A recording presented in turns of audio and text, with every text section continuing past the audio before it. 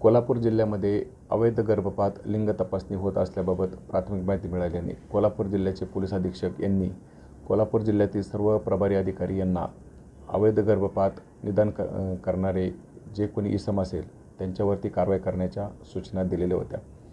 त्या अनुषंगाने 3 star lodging Kalamba येथे दिनांक 26/7/26 रोजी रेकॉर्डवरील आरोपी स्वप्नील करबा पाटील हा त्याच्या काही साथीदारांसह अवैध गर्भपात तपासणी करीत आहे अशी बातमी मिळाल्याने त्या ठिकाणी करवीर पोलिसांनी छापा घातला होता।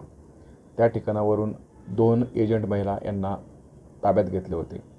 त्यातील एजंट महिला अश्विनी शिंदे ही स्वप्नील पाटील याच्याकडून ज्या महिलांची तपासणी करायच्यात व ज्या महिलांना त्यामध्ये मुलगी आहे असे निष्पन्न होत होते अशा महिलांना भीमनगर हाऊसिंग सोसायटी कदमवाडी येथे प्रतिमा हॉस्पिटल येथील डॉक्टर चंद्रकांत गायकवाड यांच्याकडे गर्भपात करण्यासाठी पाठवत होत्या।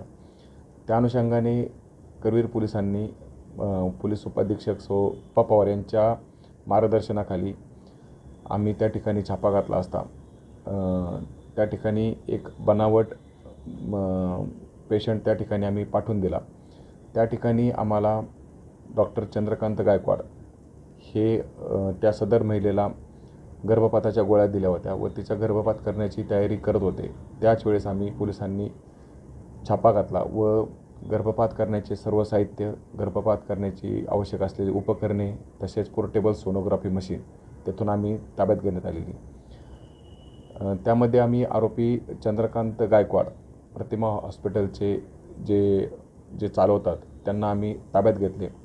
त्यांच्याकडे चौकशी केली असता त्यांनी आत्तापर्यंत 250 ते 300 महिलांचा गर्भपात केल्याचे प्राथमिकरित्या मान्य केलेले आहे। त्या अनुषंगाने करवीर पोलीस ठाणे तपास करीत आहे।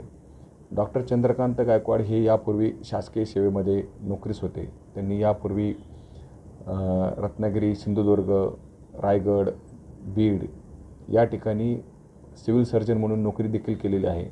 तसेच ते मुंबईतील सेंट जॉर्जेस हॉस्पिटल याचे असिस्टंट सुपरिटेंडंट होते व पुणे येथे सहाय्यक संचालक म्हणून निवृत्त झाले होते। त्या संदर्भात आम्ही त्यांच्यावरती कारवाई करीत आहोत। सध्या ते आंतररुग्ण म्हणून रुग्णालयात दाखल आहे। त्यांच्याकडून पोलीस कोठडी घेऊन आम्ही जास्तीत जास्त कोण ह्या गुन्ह्यामध्ये सहभागी आहेत, डॉक्टर असतील किंवा जे कोणी एजंट असेल त्या सर्वांवरती कडक कायदेशीर कारवाई करणार आहोत।